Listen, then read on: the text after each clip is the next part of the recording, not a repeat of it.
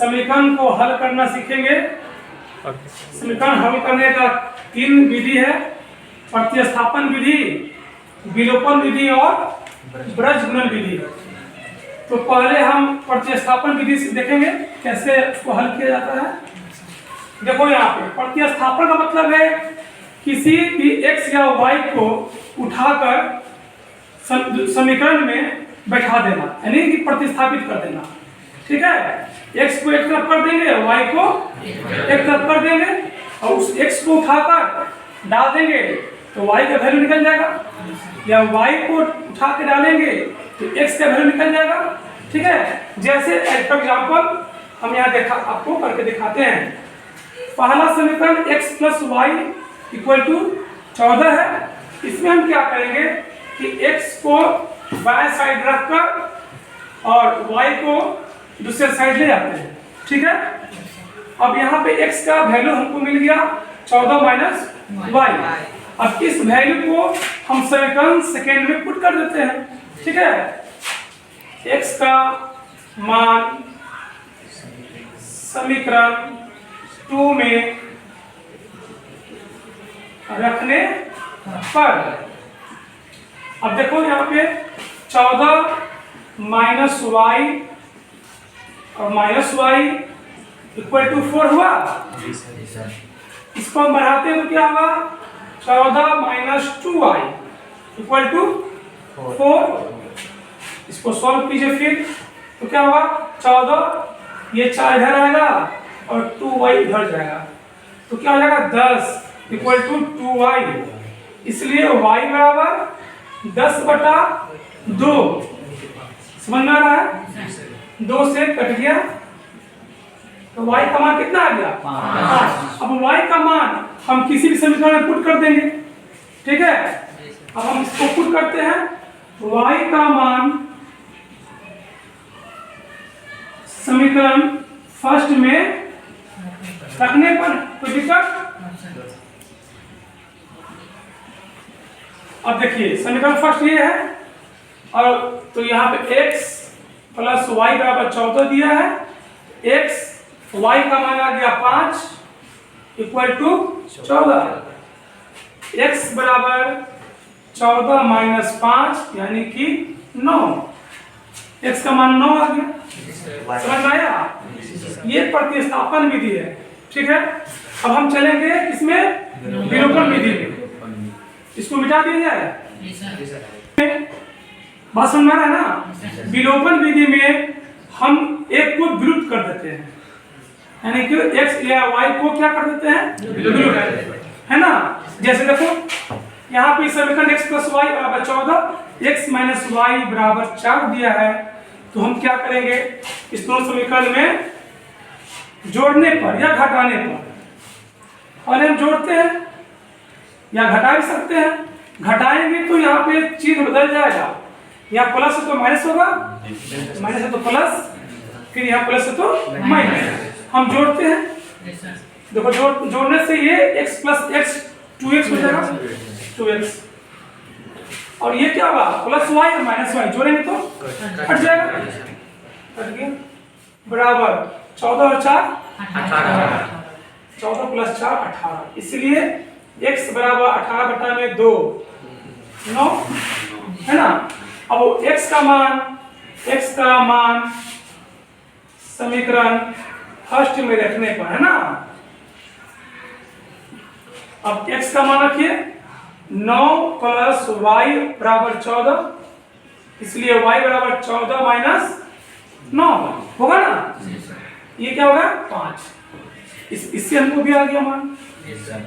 प्रतिस्थापन से भी वही मान आएगा, विलोपन से भी वही मान आया ना। तो ये थोड़ा सा आसान है, इसकी तुलना में आसान है ना। ये जोड़े है ना, एक बार घटा के देख सकते हैं। x प्लस वाई बराबर 14, x माइनस वाई बराबर 4। घटाने पर क्या, घटाने पर माइनस माइनस प्लस माइनस, ये 2y, 14 में से 4 गया 10, इसलिए y बराबर 5 होगा। तो y का मान दो किसी समीकरण में, y का मान रख दो, तो इसमें x प्लस 5 बराबर 14। समझ रहे हैं बात? हम फर्स्ट में रख दिए x का मान, y का मान रख दिए फर्स्ट में, तो x प्लस 5 बराबर 14, x बराबर 14 माइनस 5 9 आ गया। ठीक है, चलो अब हम जानेंगे ब्रज गुणन विधि। ठीक है, ब्रज गुणन विधि में a1x plus b1y plus c1 बराबर 0 और a2x plus b2y plus c2 बराबर 0 इस समीकरण का रूप है, रैखिक समीकरण का रूप है ना। इसमें क्या करते हैं कि x का मान निकालने के लिए इसको ढक लेते हैं, x वाले पद को क्या करते हैं, ढक लेते हैं और क्रिया करते हैं। कौन सा क्रिया करेंगे, बाएं माइनस दाएं। ठीक है, क्या करते हैं, बाएं माइनस दाएं, तो b1 c2 minus c1 b2। कोई दिक्कत? अब हम y को निकालेंगे, तो जिसको निकालना है उसको ढक लेते हैं, ये बीच वाले पद को निकालना है, तो इसमें हमेशा ध्यान करेंगे कि दाएं माइनस बाएं करेंगे। ठीक है, पहले वाला पद x वाले को बाएं माइनस दाएं किए और बीच वाले पद यानी कि y वाले पद को दाएं माइनस बाएं करेंगे। कोई दिक्कत? तो दाएं करो, a2 c1 माइनस क्या होगा, a1 c2। कोई दिक्कत?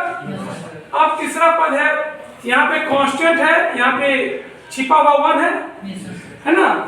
यहाँ पे तो x था तो x लिए, y था y लिए, यहाँ पे क्या 1 है तो 1 लिए, फिर वही का बाएं माइनस दाएं। ठीक है, तो a1 b2 minus b1 a2 हो जाएगा।